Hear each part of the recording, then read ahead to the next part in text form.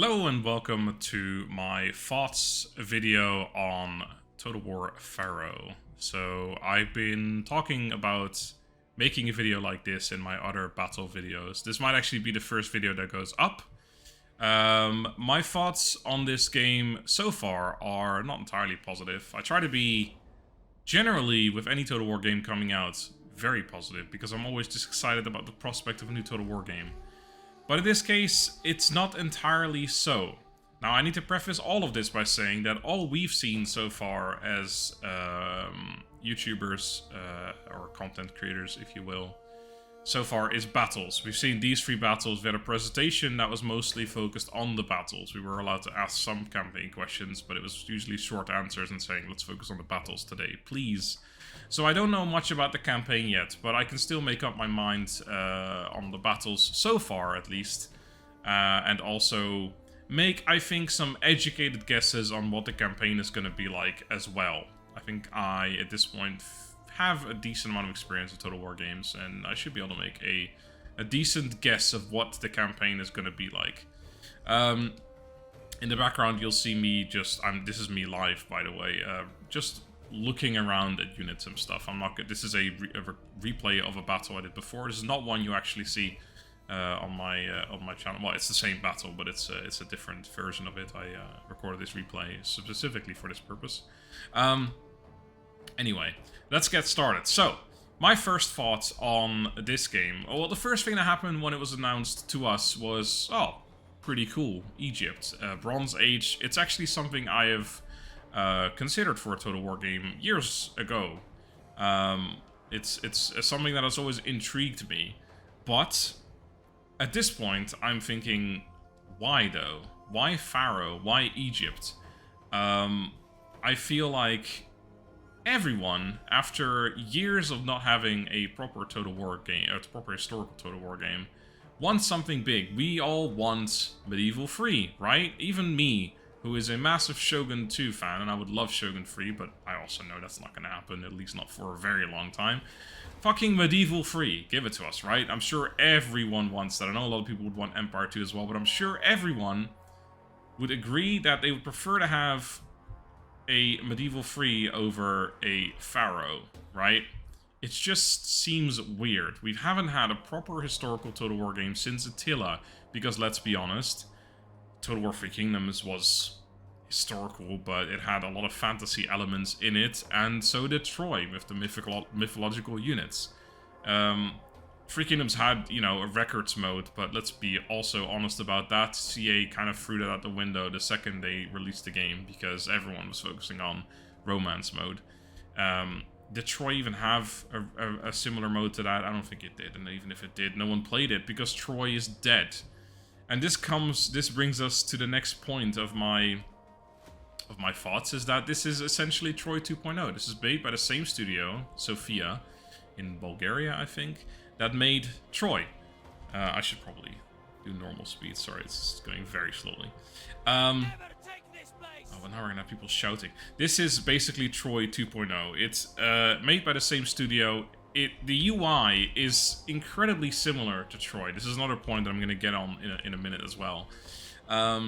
It's Troy 2.0. I played one and a half campaign, let's be fair, on Troy, and then I gave up on it because I just...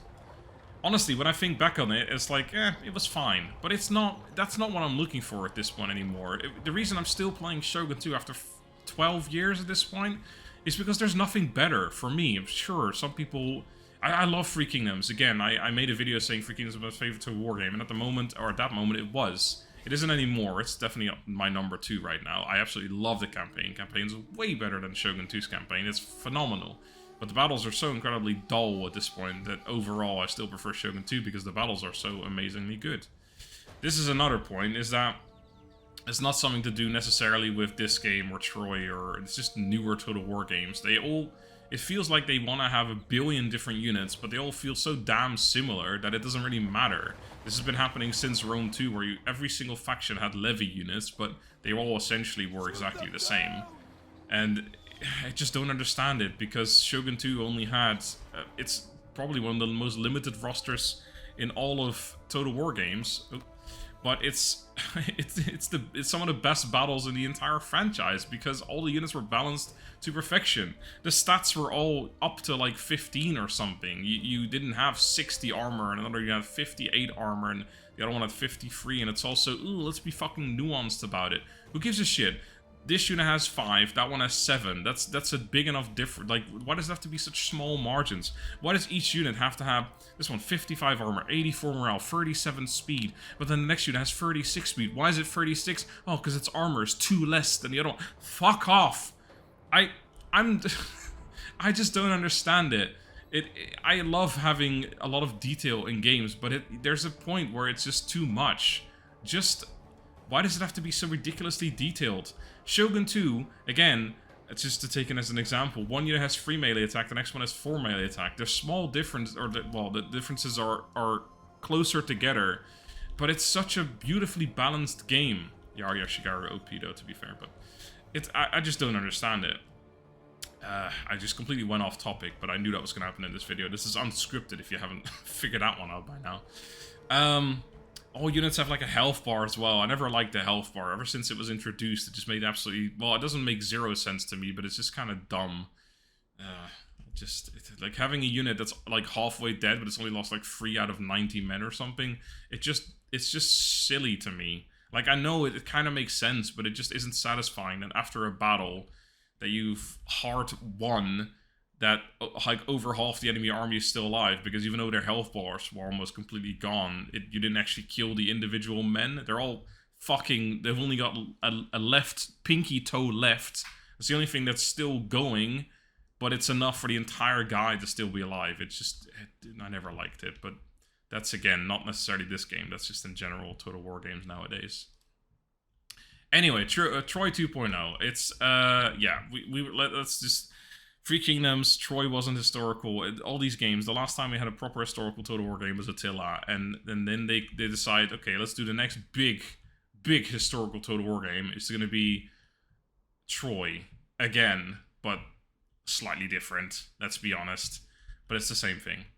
It just doesn't feel right to me. And there's a very good chance that Medieval 3 or whatever other massive new Total War game is actually currently in development, but at least fucking let us know. Just announce it. Just tell us, okay, you know, we're just doing this to hold you guys over for now, but next year or in 2 years or even fucking 3 years, just let us know Medieval 3 or Empire 2, which I wouldn't care about, but I know a lot of people would, is at least in development. I absolutely hate it. I'm sure there's monetary reasons for it, like, oh, we'd make more money if we don't tell people, because then they're going to buy this game, blah, blah, blah. Why does it always have to be about money? But that's another story for another day. Then we get to the next topic. This game looks like a SAGA game. It's not a SAGA game. A SAGA is apparently dead. There's no really official confirmation about that, but as far as I understand it, they're not going to be doing SAGA games anymore. It's essentially, like I said, Troy 2.0, and it feels very much like a SAGA game. Again, we haven't seen the campaign map yet. I did actually ask about the campaign size. They said it's going to be the largest campaign map in the game, or in the franchise, not province-wise, but like size-wise or something. We'll have to see it to believe it, I think, but other than that, that's great and all, but I still, you know, if it doesn't do a whole lot different than Troy, it's not going to feel like the biggest Total War game to me. Like, it just doesn't feel like the next major historical Total War game. Remember when Three Kingdoms came out? Love it or hate it, it did a lot of massive overhaul stuff. It was a completely different game. The diplomacy was completely changed. All the art was so unique. It felt like a completely new game. And then this comes out, and it's the moment I saw it, the first thing that came into my mind is Troy. Literal first thing. When I saw Three Kingdoms for the first time, I was like, whoa, this is like nothing I've ever seen before. This game, we got the first access, and I was like, this is Troy, except, you know, slightly different, but not even that much different, because it's a similar era. There's no, basically no horseback riding. There's some chariots. Cavalry needs to be a thing in Total War games. You can't have a Total War game without cavalry. It's insane to me. It just isn't fun. Cavalry's the most fun part of any battle, and it just isn't in the game. Well, I don't know. There might be some late game units, but in the free battles that we get to play, there's no cavalry, only chariots. Anyway, that's Saga. The pre-order stuff you get for this, it's some cosmetic stuff. I guess it's at least not a... I know a lot of people hate it when there's pre-order DLC that's an actual faction or something. It's good that that's not a thing, but cosmetics, I mean, I guess it's fine. It's just... why even bother at that point? It just feels a bit weird to me. Cosmetics for a single player. Anyway, I'm not going to go into that too much. I don't necessarily dislike it. I also have always kind of defended DLC. A lot of people obviously hate it, but my mindset on it has always been a developer wants to make more content for a game, but they need a budget to do so. So they go to their publisher, they say, look, we want to make more content for this game. Please give us a budget. Then the developer or the publisher says, sure, you can make more content. Here's some money, but obviously we want to see some money in return. DLC is born. So I've never really hated the idea of DLC. Pre-order DLC is always a bit weird. Cut content and all that. But even then, you've got a main team working on the game, and then they've got a smaller team who starts working on DLC. One of those being the pre-order DLC. Under a different budget from, you know, what the actual game was made for. I know this is not exactly right, but I feel like this is a fairly decent way of explaining DLC to people who absolutely hate DLC. Like, there's a reason why it costs money. It's because it wasn't in the initial budget for the game itself. But anyway. Then let's get to some positives, just a little bit. The new weather system, I think it's very cool. I'll explain it quickly now. I will explain it in every single one of the 3 videos that I will do on the battles as well, but just in case you're wondering right now. There's a weather system that is dynamic throughout the battles. So currently in this battle it's dry. Later on there's a predicted weather of sweltering, which increases the heat essentially, and it has increased fatigue buildup from actions for all units on the battlefield. Except for ones perhaps resistant to heat, I'm not entirely sure. There are quite a few of those because we are in Egypt, of course. But yeah, that's a pretty cool thing. In these 3 battles that we were allowed to play, of course, they're all scripted, so the predicted weather always happened at a certain point. But there is probably going to be battles regular in the in the campaign where things are predicted, but you might never see them because you either finish the battle too quickly, or or maybe there's no new predicted weather whatsoever. But it's all dynamic, so things will change during the battle. So, for example, you can have dry weather changing into a thunderstorm, and then certain patches of land, like I don't know, the road, for example. I'm just using an example. This sand can turn into mud, and then units that are especially heavier units or chariots, for example, have a harder time crossing the mud. They will have debuffs while they're in the mud. So things can happen actually on the battlefield that will change during the battle as well. Fire is also more predominant in this game. Similar to Three Kingdoms, things can be set on fire. There's a weird glitch in these battles, as well as siege battles specifically, where the enemy archers will also fire arrows at the wall. And then you'll see it here. They'll bounce off, they'll fall down, and they'll light the patch of ground underneath on fire, burning down their own siege tower. So that's something that'll probably change, to be fair. But that's something that's been happening quite a bit, and it's kind of funny. But yeah, fire is definitely going to be a bigger thing, especially when the weather does turn to sweltering. Any fire you fire into this, like grass, it will just light the grass down on fire, kill everyone inside of it slowly, which is very cool.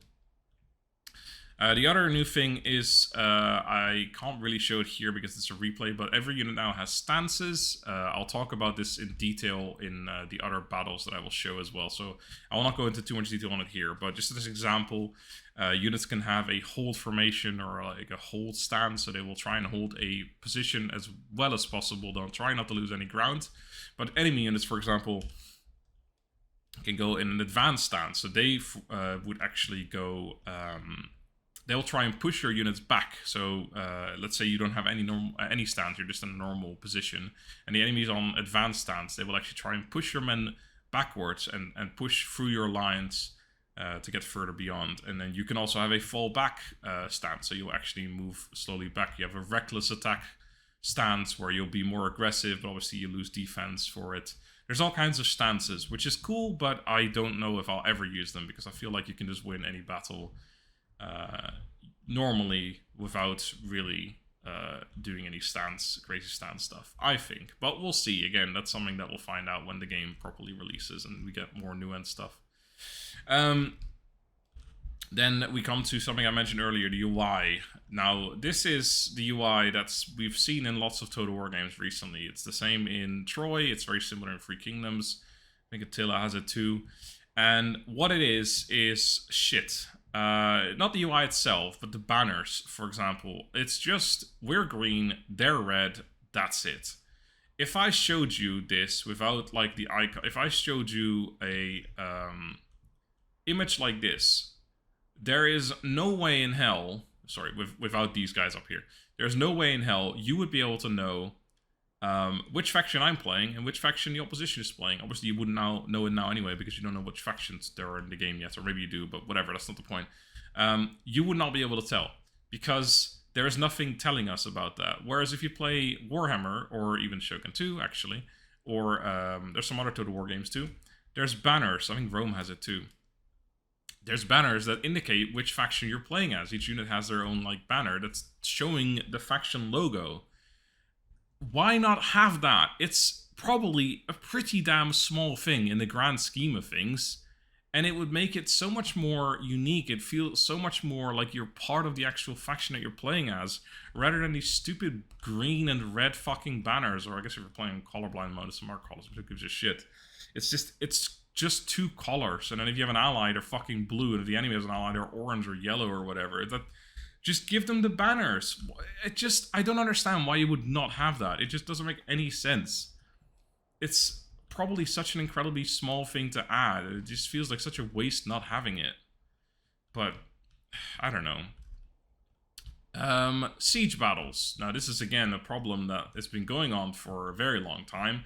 Now, this is a scripted siege battle, so we are being attacked at 4 sides. But even then, nothing happening here. Nothing happening here. Nothing happening all the way over here. Nothing happening here, down to here, nothing happening. There's just so much wall that's not being used. The entire fucking city, look, it's massive. You got these control points that give different buffs. This one gives morale. This one heals your units. How cool. Except you never, ever use this shit. Because generally, again, this is a scripted battle, so we're being attacked on 4 sides. But I can promise you now, when the game comes out and there's a siege battle, there's 20 units on the enemy field. Oh, they're all 20 of them are right fucking here. And the entire battle takes place in this tiny portion of the entire fucking map. And it's such a waste of... It makes me angry thinking about it. It's such a waste of all the design. And the siege battles just suck. Either the map should be smaller and it should be more condensed and things happen all over the place. Or... you should have the thing like in Warhammer, where it's only one part of the wall that's besieged, and the rest is just covered with, you know, invisible or terrain that you can't get to. It doesn't, you know, it's not great, but at least it makes it more realistic. This just feels so shit when you have all these stretches of walls where absolutely nothing is happening. It just doesn't feel right. These sieges are supposed to be massive when you go historically. These things are huge. There's thousands, and obviously I know you can't replicate that in a game, but then at least you should do something about that. Make it smaller, make it more condensed, so there's at least something happening all over the place. Because this just feels not fun or something. I don't know. It just doesn't seem right. There's a giant stretch of wall that, you know, you just have one unit climbing the walls here, getting inside, capturing it. Like, it's just not. It's not it. It just isn't it, you know? And then my final point that I've written down, there's lots more, to be honest, but I don't want to talk too much, and I also don't want to lose my Creative Assembly partnership, because whilst I am... This is something people need to understand. I might be negative here. Usually I'm positive. Again, some people have called me disingenuine for it, but whatever, I don't give a shit. I'm positive because I'm a positive person generally. Well, actually, I'm a realistic person mostly, but I try to be positive because I'm generally always excited for new Total War games. Whatever it is, even if it's Warhammer and I don't really care about Warhammer, I'm still excited because, you know, new Total War game, let's fucking go. Great, let's do it. But in this case, I wanted to be, you know, more realistic. I want to be not necessarily negative, but I want to at least be fair. And there's just a lot of things about this that have got me a little bit down, because I, too, was told about a new major historical Total War game, and my mind went to something major and not this. It just doesn't feel major. We need something big. We need proper fucking medieval free or even a Rome free. I know that's quite recent, but still, I would sign up for that, and I instantly give it to me. The second Free Kingdoms game, which we know is coming. I will also sign up for that as well, even though that's ridiculously recent. Although that's also not super historical. But anyway. But yeah, I just want people to realize that even though I'm always generally positive, I am able to rant and be negative about things. And I'm sure a lot of you will agree, and I'm sure a lot of you will disagree on what I've been saying here as well. Although honestly, I think most people will agree with me this time. I think there's honestly not going to be a ton of positive reaction to this. It just doesn't feel like this deserves a lot of positive reaction because it's not what people want. And the problem is also that this is not the time for this game. People have been waiting for so long for a proper historical Total War game, and then this is what they're bringing. And it's just not what people... Like, if this came out after a major title, like, oh, let's do another Saga, Pharaoh, then people will be like, okay, great, this is nice. We'll sign me up for that. But now everyone's like, okay, new major game, let's go medieval, let's go Empire, let's go Victoria, which people have been wondering about as well, I think. Get this. Anyway, I have one more point, which is slower battles. So they've said in the presentation and stuff that battles are apparently going to be more slow, they're going to be more deliberate. I haven't noticed it. You'll see in the free battles that I play as well. I think generally, this is a thing as well. I would love that, but yeah, it's a game, so I can't really blame it for that. I think the first battle, or the first two battles even, they're pretty small. I'll be fair. Like the first one is like, I don't know, 10 units or something, and the second one maybe 15. But they're over in about 5 minutes. That doesn't feel like a slow battle to me. Ooh, this guy. Ooh, is he gonna fall off? It doesn't. Battles are supposed to be slower. I haven't really noticed it personally. It seems as fast as before. Battles are over 5 minutes. It's not necessarily a bad thing, but don't promise slower battles if they're not really slower. I'm sure they have tweaked some things. They wouldn't just say, like, oh, battles are slower when they actually aren't. But also, it doesn't really feel like they are. So I don't know how that's gonna work. Maybe that's still stuff they're gonna be tweaking further as well. But yeah, that was my final point. It's not really the best point to end up on, I suppose. But it is what it is. Again, there's probably more to say, but again, as I said in the beginning, we've only seen the battles. We haven't seen any campaign stuff yet. But I can already imagine the campaign is going to be very, very identical to Troy, except the mythological stuff's going to be taken out, and there's going to be other stuff to replace it. I think the resource system's going to be the same or similar, which, yeah, I guess I remember that being decent, but just... Also just it's kind of my, I think my overall impressions of this game so far are as I make you guys all dizzy. So that's going to be that. Thank you guys for watching. I hope this wasn't too ranty for Creative Assembly. I do still love you. Please don't take me away from the partner program. Let's just, this is not a joke. This comes from a place of love. I've played Total War games as long as I can remember, and I just want to see them succeed. I just want to see them do well, and this isn't gonna do well. Well, yeah, no, it's not. I mean, how alive is Troy at this moment? I think it's dead. I guess the only, well, not the only positive, but one of the positive things is at least this game's coming out on Steam right away, rather than that Epic Games Store exclusivity that they were doing with Troy. That was fucking dumb. Yeah, Troy's dead, and I don't see this being alive for much longer as it stands. But again, we've only seen battles. Let's not jump to conclusions too quickly, even though it sounded like I kind of did. Thank you guys for watching. Hopefully this was entertaining, insightful, and what have you. Yeah, not a whole lot else to say. Thank you guys for watching. Hope you enjoyed. I am looking forward to the campaign. I'm definitely going to be covering this. You know, whatever happens, I'm still going to be playing campaigns on this. I'm just not as excited for it because it just looks like it's Troy 2.0. And if it is, it's just going to be 1 or 2 campaigns, and then I'll probably be done with it again. And that's unfortunate because I really am looking forward to a proper new Total War game I can sink many, many hours into. And it doesn't look like this is going to be it, but maybe. I've rambled on long enough. Thank you guys for watching. Hope you enjoyed. Have a good day, and goodbye.